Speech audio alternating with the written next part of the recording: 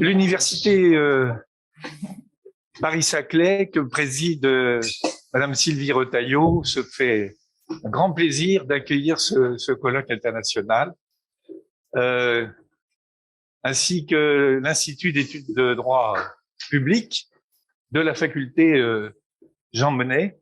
C'est d'ailleurs la troisième fois que la faculté accueille un colloque de la Société française pour le droit de l'environnement, qui a été organisé avec le soutien de la section Île-de-France que je salue. Et puis je voudrais évidemment remercier Christina Voigt, qui nous fait le plaisir d'être parmi nous ici, ainsi qu'Eman Chaouki, qui malheureusement ne peut pas être parmi nous, qui a contribué à l'organisation extrêmement rapide de ces 2 journées consacrées à la thématique mesurer l'effectivité du droit de l'environnement par les indicateurs juridiques. C'est la dernière manifestation de ce congrès annuel, bisannuel, pardon, puisque on a déjà travaillé sur les océans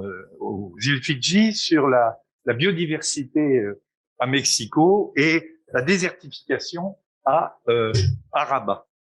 Je vais être extrêmement draconien en ce qui concerne cette présentation générale, parce qu'on est très pris par les questions de temps.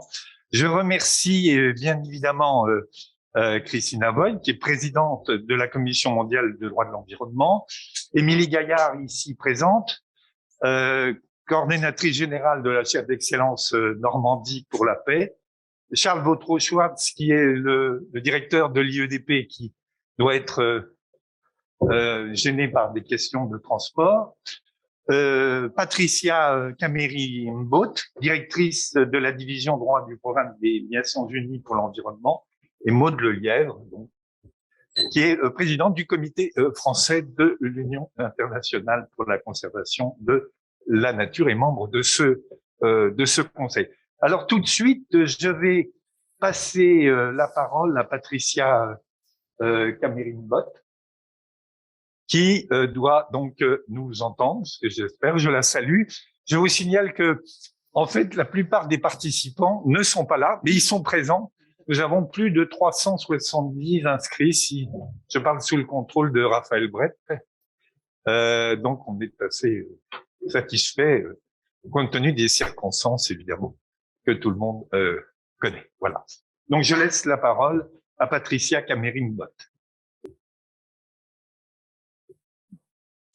Thank you very much. I'd like to thank Christina Voigt, the chair of the IUCN World Commission on Environmental Law, and the organizers of this meeting very much for inviting me to provide these brief remarks on behalf of the United Nations Environment Programme.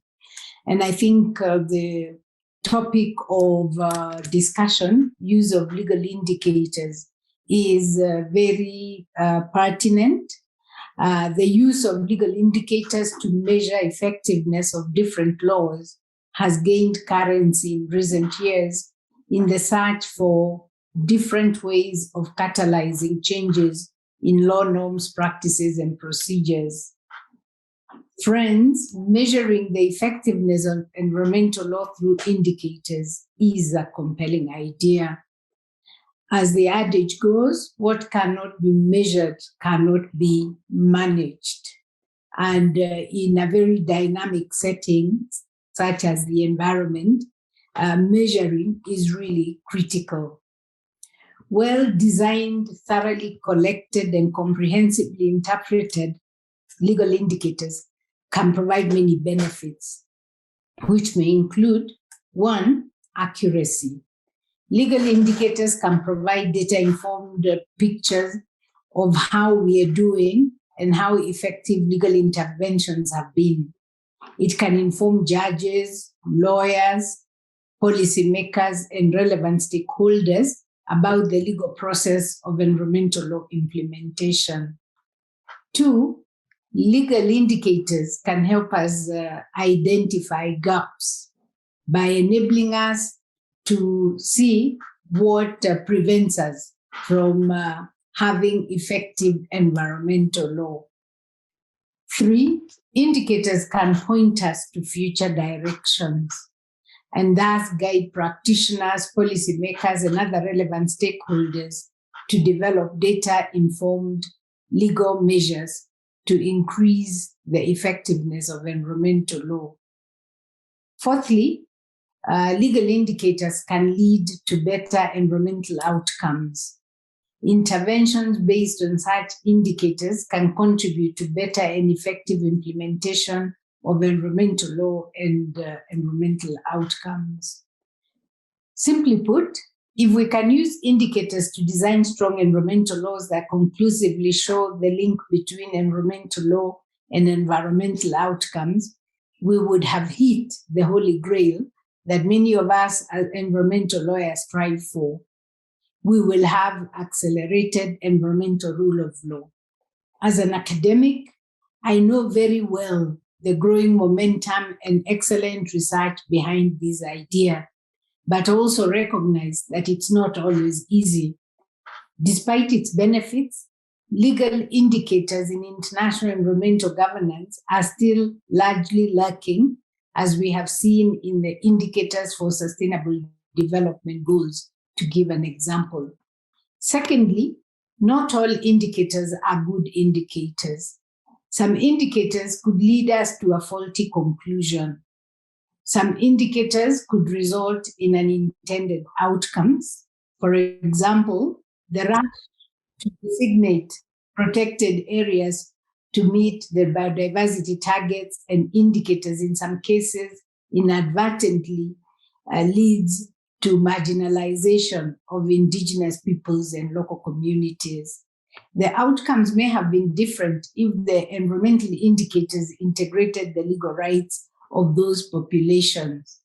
These include equality, non-discrimination, participation, accountability, and justice.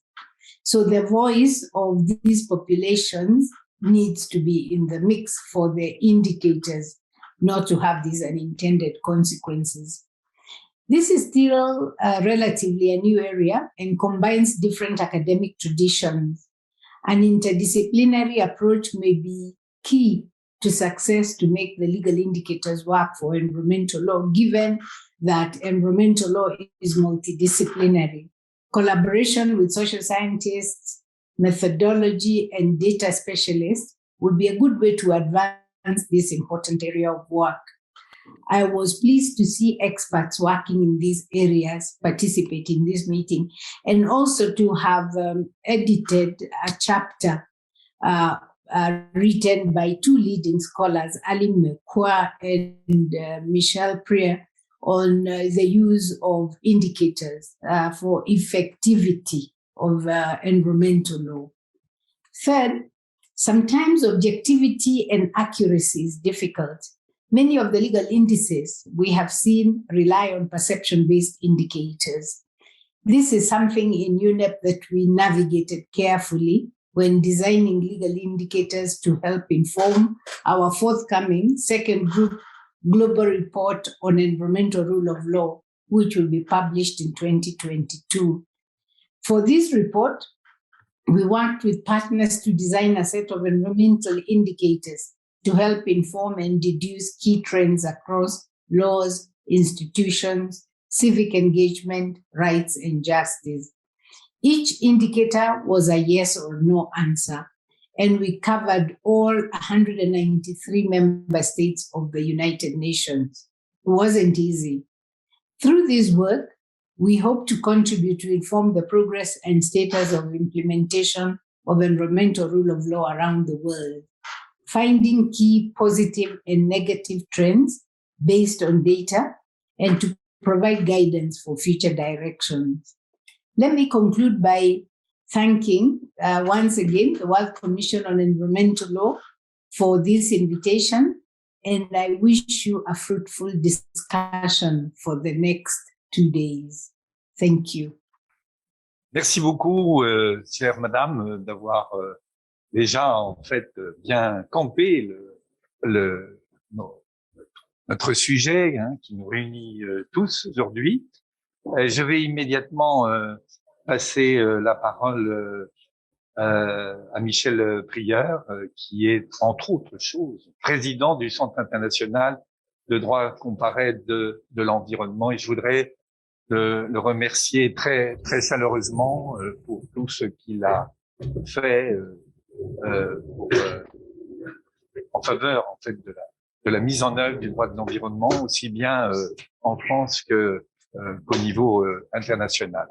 Merci, cher Michel. La parole. Merci, cher Jérôme. Donc, nous nous réunissons ce matin pour commenter et discuter les suites de la résolution qui a été adoptée par le Congrès de l'IUCN sur les indicateurs juridiques, la résolution 050. Alors, je voudrais souligner que en approuvant cette résolution, l'IUCN, avec l'appui de la Commission mondiale des droits de l'environnement, reste fidèle, en réalité, à une longue tradition des juristes de l'environnement au sein de l'IUCN. En effet, les juristes de l'environnement au sein de l'IUCN, depuis plus de 50 ans, puisque la Commission droit de l'environnement a été créée, si je ne m'abuse, en 1960, cette Commission droit de l'environnement a développé en permanence et appuyé tous les progrès du droit de l'environnement. Ça a été le cas dans le passé avec les initiatives pour la création de la Convention de Ramsar, la Convention diversité biologique, le protocole de Nagoya et bien d'autres initiatives dont l'origine est vraiment les juristes de la Commission droit de l'environnement de l'IUCN. Et donc, je voudrais profiter de cette occasion pour rappeler ici les contributions essentielles de Françoise Buren, de Wolfgang Buren, d'Alexandre Kiss et de Cyril Declem, qui ont contribué à cette promotion du droit de l'environnement au sein de l'IUCN. Alors, chère Christina Voigt, vous êtes je crois, la 8e présidente de la commission de droit de l'environnement de l'IUCN, en succédant à notre ami Antonio Benjamin. Et comme le droit de l'environnement a toujours été au service de l'amélioration constante de l'environnement, je vous suggère et je vous propose au sein de la commission de profiter de votre mandat pour imiter la SFDE et appeler la Commission mondiale pour le droit de l'environnement en faveur de la promotion permanente du droit de l'environnement. Je vous remercie.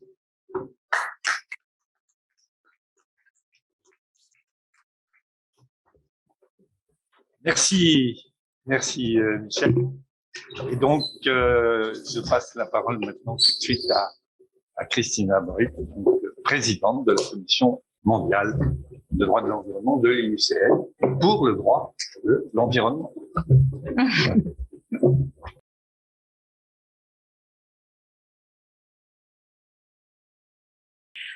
Some technical glitches. I said good morning, everyone. I thanked Jérôme and Patricia and Michael for their very kind words of welcome, of introduction on behalf of the IUCN World Commission for Environmental Law. And I really like your suggestion, Michael. We will take it into account. It is a great pleasure for me to welcome you all here to our European part of the Second World Environmental Law Congress. Jérôme already explained that this is an event which spans the entire world, and it's a great pleasure and privilege being here at the closure of this Congress in Paris with you. The reason for being here, for having this event, there are several reasons. One is, of course, the IUCN resolution that Professor Prieur already mentioned. The World Commission on Environmental Law is requested to work on environmental legal indicators. And we are happy to not just commence, but continue this work. And that's also the second reason, continuing this work. It has been a long-standing relationship between the IUCN World Commission and our partners in many parts of the world, but in particular here with all of you, especially with you, Michelle and Emily and many partners. And we're dedicated to this cooperation, and we wish to continue and build on what we have and continue for many years to come. A third reason is, of course, that I had the pleasure meeting Jérôme and Michel in Marseille, and Maud as well. And it was right after, before my election, I can't remember, but it was a very nice meeting, one that, just showed that strong relationship between our French partners and the IUCN World Commission on Environmental Law. So on behalf of the IUCN World Commission, well, let's say for environmental law, I would like to thank the French Society of Environmental Law, in particular, Professor Jérôme Fromageau and Professor Michel Durousseau, the International Center for Comparative Environmental Law, Professor Michel Prieur, the Normandy Chair for Peace, Professor Émilie Gaillard, and also Laura Duarte, and the French Committee of the IUCN, Dr. Maud Lelivière, and of course also the hosts here at the Université Paris-Saclay, is in particular Professor Raphaël Brett, for this wonderful cooperation, for preparing, for organizing this conference, for being here today, for making this possible. So on behalf of everyone, welcome you, and welcome to our online participants. We have about 60 plus participants that follow us online, which is of course a very nice way of getting through this current difficult situation worldwide. I would also like to express our sincere gratitude to the wonderful support by the IUCN Executive Officer Émilie Gaillard and the Executive Assistant Roberto Kohl, as well to the IUCN Deputy Chair Ayman Shekhawi, who unfortunately cannot be here, but I do know that he really wanted to be here, but Morocco currently has closed its borders to in and outgoing flights. Let me just briefly say a couple of words about the topic. Dear colleagues, dear friends, it is our common vocation, environmental law, whether international, national, regional environmental law. And who am I to tell you the importance of environmental law and that global transformation towards a sustainable society, which we need to see happen in this critical decade. We know what is at stake, and we do know that environmental law is a crucial lever, a crucial instrument to move to where we all have to go together. And it is absolutely important, and I can only second what Patricia said, what Professor Prieur just said, that we need to know how effective are the tools that we have? How effective are the environmental rules and norms that we are applying? And one way to consider this is by looking and establishing and measuring against environmental legal indicators that could tell us, is environmental law working in accordance with its defined goals and objectives or not? And if not, what do we have to change and what do we have to improve? And it is at this moment I would like to recognize the important work done by Professor Prieur over so many years. You've been really an intellectual leader in this field. And as I said early on, we are happy and very privileged to continue working together with you and our colleagues here in the room. We are meeting here for 2 days to share our knowledge, our expertise, our experiences, and also to learn from each other and to improve, of course, our work, both intellectually, academically, but also on the ground, because many of us are actually also practitioners who can implement these indicators in their national legal system. By the end of the day, environmental laws are only as good as they are being implemented, complied with, and enforced, and that they function according to the objective and purpose against which they are designed. Again, on behalf of the IUCN World Commission on Environmental Law, I would like to thank everyone who contributed in the preparation, in the organization of this wonderful conference. And I wish all of you, all of us, very fruitful, engaging, and wonderful discussions. Thank you very much.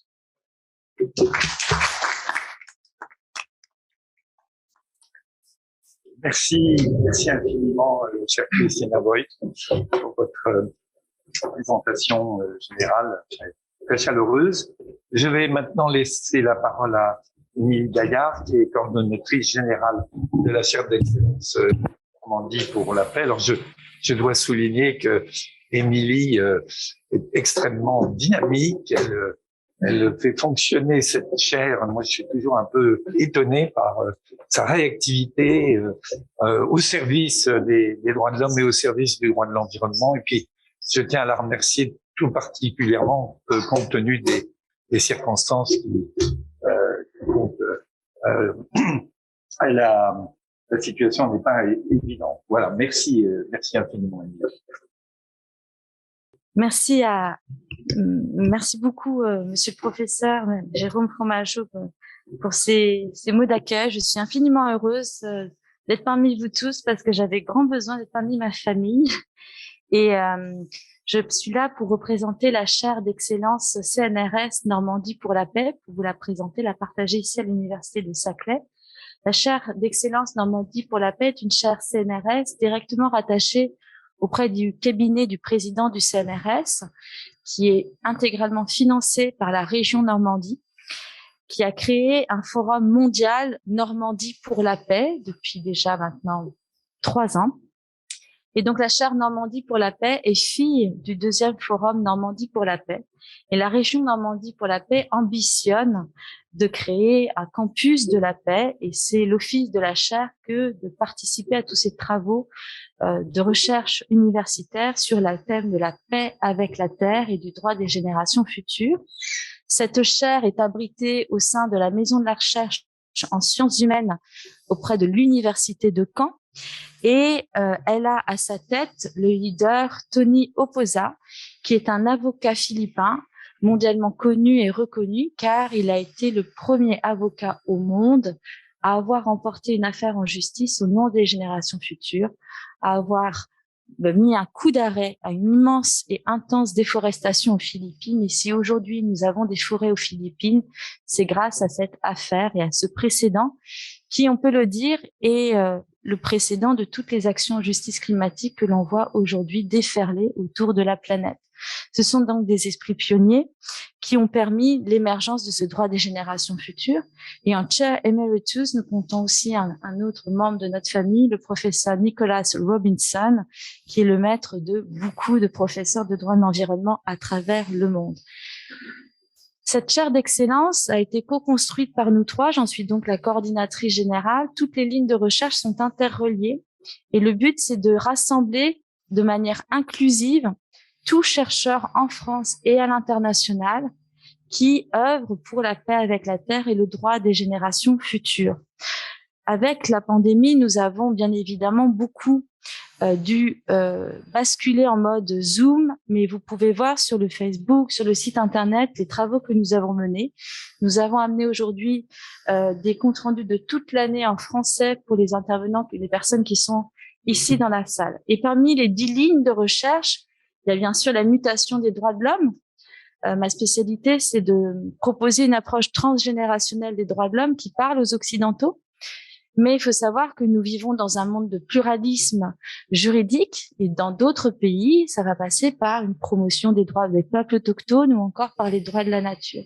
Donc l'objectif avec cette chaire, c'est de aussi décoloniser le droit et de mettre en système tous ces mouvements, toutes ces grandes tendances, toutes ces métamorphoses en cascade qui sont actuellement à l'œuvre, qui ont été initiées, et je tiens à remercier le professeur Michel Prieur, car il a nommé ses collègues et mentors. Et on voit bien qu'il y a l'approche transgénérationnelle, et c'est ce qui me plaît beaucoup, c'est d'être à côté de nos mentors, de travailler avec nos collègues, ceux qui nous admettent parmi les côtés. Et je salue particulièrement les étudiants qui sont ici présents, mes étudiants, puisque j'ai l'immense chance d'avoir pu créer un nouveau parcours de grade master auprès de l'Institut d'études politiques de Rennes, situé à Caen, qui s'intitule Génération future et transition juridique. On va chercher à créer une nouvelle pépinière d'étudiants. Alors, la chaire Normandie pour la paix, immédiatement à sa création, a soutenu le travail déjà mené par avance par le professeur Michel Prieur sur les indicateurs juridiques.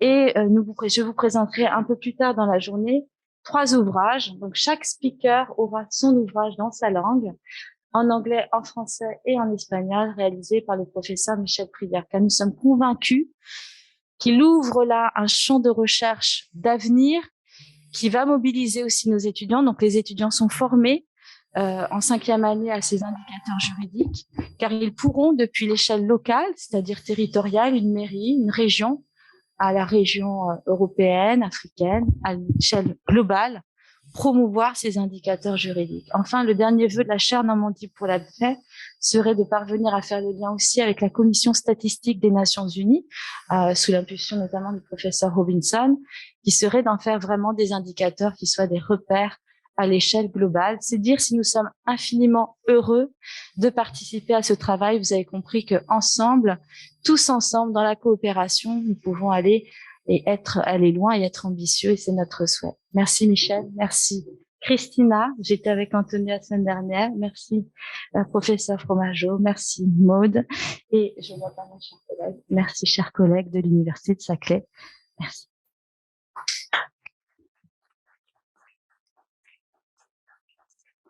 merci. Merci beaucoup. Je retiens aussi une chose qui me tient particulièrement à cœur, c'est le fait que tu aies fait référence à la présence des étudiants qui sont systématiquement associés dans le cadre des activités de notre société, de notre association. Preuve en est la très belle journée d'études qui a été organisée par Agnès Michelot à La Rochelle la semaine dernière. On n'arrête pas, vous savez, la CVE. C'est épuisant. Bref, mais on tient le coup. Et donc, je laisse maintenant la parole à Maude Lelièvre, qui est présidente du comité français de l'Union internationale pour la conservation de la nature. Merci, Maude. Merci, cher Jérôme, avec qui j'ai le plaisir de partager d'autres missions aussi auprès de l'UNESCO. En tout cas, ravie de vous accueillir ici en France, finalement, en tant que présidente du comité français, même si un grand nombre de nos amis sont à distance. Et puis, un merci tout particulier à la présidente internationale qui a choisi de revenir, malgré le contexte sanitaire, quelques mois après le congrès de Marseille, ici en France. Et nous en sommes, autant que comité français, extrêmement touchés. Évidemment, nos travaux n'existeraient pas sans Michel Prieur, au-delà de son extrême compétence, qui est un membre important du comité français, sans Jérôme Fromageau, président de la Société française pour le droit de l'environnement, et puis sans nos experts présents et d'honneur. Agnès, chère Agnès, merci d'avoir accompagné pendant autant d'années nos travaux, et puis Émilie Gaillard, qui est aussi présente et qui sait très bien passer le relais en direction des jeunes générations. Et je pense que c'est un enjeu important pour une organisation internationale de s'appuyer sur l'expertise, la compétence de ceux qui savent, mais aussi de passer le relais. Les nouvelles générations nous attendent et attendent de pouvoir agir. Alors, Madame la Présidente, vous le savez, le comité français est très engagé sur cette question du droit. C'est le 2e comité au monde. Il a choisi, il y a longtemps, nous fêterons nos 30 ans l'année prochaine, de créer des commissions miroirs, des commissions nationales, à l'identique de celle des commissions internationales. Et la commission droit n'est pas la moindre, puisque parmi nos 250 experts sur les espèces, les écosystèmes, les aires protégées, le domaine où on attend peut-être plus l'UICN, nous avons 60 spécialistes de haut niveau, de très haut niveau, reconnus comme tels en France et à l'étranger, en matière de droit de l'environnement et de politique environnementale. Et nous en sommes particulièrement fiers. Vous les connaissez pour partie, et j'espère que vous aurez l'occasion de les associer à travers votre mandat. Notre commission droit de l'environnement n'a pas pu malheureusement faire venir aujourd'hui tous ses membres, mais je souhaite saluer particulièrement Violaine de Pontavis, qui est avocate en droit de l'environnement, qui aujourd'hui la préside. Elle succède à Sébastien Mabille, qui est également, je crois, à distance, mon confrère avec qui j'ai travaillé sur le procès de l'Erika, qui a lui-même succédé à Michel Prieur. Donc vous le voyez, une tradition d'avocats, de juristes, de professeurs très investis sur lesquels vous pouvez compter. Et vous êtes ici chez vous, Madame la Présidente, parmi les amoureux du droit de l'environnement. Deux sujets sur lesquels nous avons travaillé en France et qui sont très connectés à nos travaux aujourd'hui. Évidemment, les questions des travaux du droit pénal de l'environnement avec la mise en place de juridictions spécialisées, ça a été pour le comité français, pour les experts, un long travail. La réponse pénale à la criminalité environnementale est majoritairement aujourd'hui constituée d'alternatives aux poursuites. Ça ne facilite pas l'accès des victimes à la justice répressive, à la réparation du préjudice environnemental. Et cette criminalité est vraiment liée au sujet que nous portons dans les autres travaux de l'UICN. Elle est loin d'être résiduelle elle est loin d'être résiduelle en France. Ce sont d'abord les contentieux liés à la chasse. Alors, en tant que membre de BirdLife International et de la LPO française, je peux vous dire que je crois que ça nous occupe plus que malheureusement le comptage des oiseaux et la présence de nos membres dans les zones humides. Et Sébastien Mabille est un des avocats en pointe sur le sujet en France, la gestion et la protection du gibier, la pêche, les eaux, les questions aquatiques, et cela à tous les échelons. Évidemment, la délinquance occasionnelle et d'opportunités, c'est finalement celle qui se règle le mieux aujourd'hui, mais aussi les stratégies plus larges, les stratégies d'entreprise planifiées récurrentes, et puis évidemment la criminalité organisée de nature transfrontalière. Ce sont des sujets sur lesquels nous connectons, Madame la Présidente, nos travaux en matière de droit, mais également les travaux de nos experts d'espèces. Une seule illustration, celle d'hier, le comité français était présent à l'aéroport Charles de Gaulle. Nous avons un vrai souci en France qui est l'arrivée massive d'espèces, souvent espèces mortes, issues du trafic de viande de brousse, trafic de végétaux. Et nous avons malheureusement l'entrée de 1 tonne par semaine d'espèces trafiquées, espèces sur les listes rouges, espèces CITES, 1 tonne par semaine. Et nous comptons beaucoup sur la pression des associations, des 42 ONG membres du comité français, sur la réponse également du droit. C'est pour ça que dans chacun de nos sujets, droit et militants de l'écologie, défenseurs du droit de l'environnement, protecteurs et conservationnistes travaillent ensemble main dans la main au sein du comité français. Deuxième sujet qui est lié à une partie de vos travaux du jour, l'engagement de notre comité sur le principe de non-régression du droit de l'environnement. Cela vous a été évoqué, je pense, à de multiples reprises avec nos spécialistes, mais c'est effectivement pour le comité français une réelle avancée et nécessaire pour pouvoir faire partager les principes du droit de l'environnement avec le grand public, car une partie de nos missions, c'est effectivement d'être les meilleurs spécialistes au monde en matière du droit des espèces, du droit de l'environnement, les meilleurs spécialistes au monde, que ce soit dans les institutions comme le Muséum, l'Office français pour la biodiversité, les ONG, mais c'est également de pouvoir les transmettre au grand public. Et cela fait partie de nos enjeux. Alors, 2 réflexions liées au sujet du jour. La première, faire en sorte dans ce cadre que la question de l'environnement ne reste pas une question de spécialistes. Travailler, communiquer, s'adresser au grand public. Trop souvent, l'environnement, mais plus particulièrement le droit de l'environnement, et j'en parle en connaissance de cause, est une question qui est un sujet qui souffre de sa technicité, de sa complexité, de sa difficulté, de son éclatement, de sa multiplicité de codification. Certains l'appellent en France le droit des ingénieurs. Je crois qu'on n'en est pas très loin. Et parfois, les meilleurs experts, les meilleurs avocats en droit de l'environnement sont ceux qui ont d'abord été des spécialistes de l'environnement avant d'être des spécialistes du droit. Ce domaine souffre évidemment de manque de moyens. Les agents de contrôle spécialisés des services déconcentrés de l'État sont en nombre insuffisant. Ils ne sont pas suffisamment formés. À titre d'exemple, on a dans les installations classées 1300 agents qui sont chargés de la surveillance de 500 000 installations classées. Absolument insuffisant, et on pourrait le rappeler dans d'autres domaines.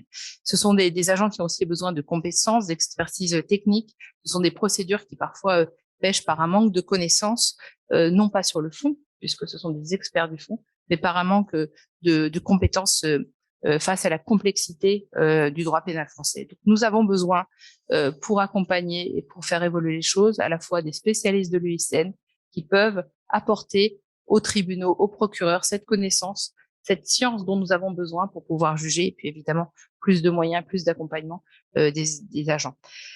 Deuxième sujet qui rentre, je crois, dans le cadre de vos réflexions dans ce colloque, la question du défi de l'harmonisation des nombreux textes, du toilettage des textes qui rendent assez incompréhensible le droit de l'environnement à toute personne qui n'y passe pas ses journées et sa passion.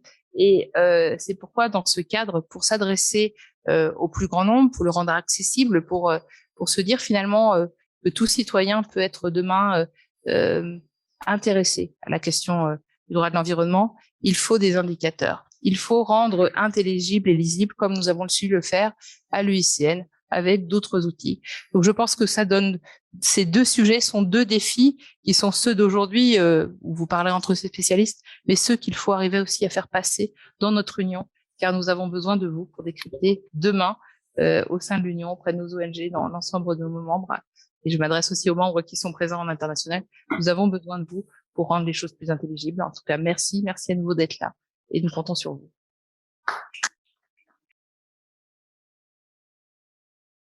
Ouvrir mon micro. Bref, oui, je voulais te remercier et faire une petite observation par rapport à ce que tu viens de dire, à savoir que le droit de l'environnement, il nécessite de notre part nécessairement un regard interdisciplinaire, en fait. Et d'une certaine manière, c'est la grande chance de cette université Paris-Sud, puisque nous avons ici à Paris-Saclay, donc à la fois des écologistes de renom, des biochimistes, des écotoxicologues, et nous avons eu souvent l'occasion effectivement dans le cadre notamment de l'IEDP que je salue, nous avons eu l'occasion d'organiser des rencontres entre spécialistes de matières différentes. C'est assez incontournable évidemment pour tous ceux qui veulent faire progresser le droit de l'environnement. Alors, ça me permet de faire une liaison avec donc l'intervenant suivant, qui est Charles Vautreau-Schwartz, qui est professeur de droit public ici même, qui dirige l'Institut d'études de droit public. Je voudrais le remercier pour de nous soutenir, de soutenir notamment les activités de la section Île-de-France que préside Raphaël Brett, ici présent. L'IEDP est toujours enthousiaste à soutenir nos activités et je t'en remercie infiniment. Merci.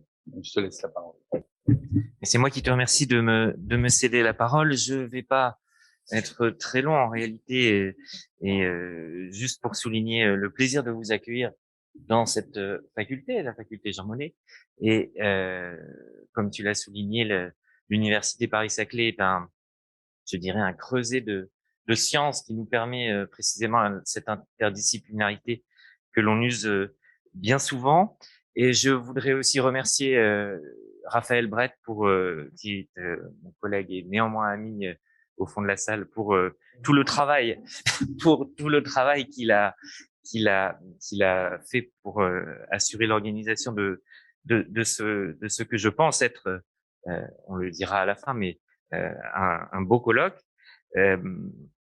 Alors l'IEDP, comme tu le soulignes, s'appuie sur beaucoup d'autres sociétés savantes et notamment dans le cadre de l'université Paris-Saclay.